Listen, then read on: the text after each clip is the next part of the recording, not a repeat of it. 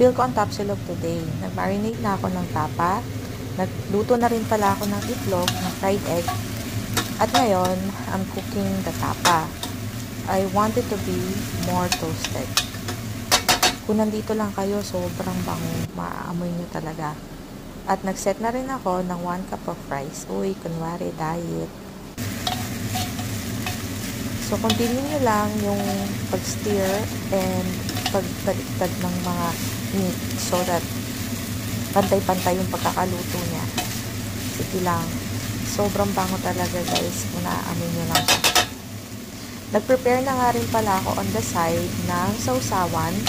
Ito yung vinegar na meron ng sili, pepper, chilies, na naka-pack na siya, ganyan. So, balikan natin itong niluluto natin kasi baka masunog. Pero sobrang bango talaga, guys. Tara kain.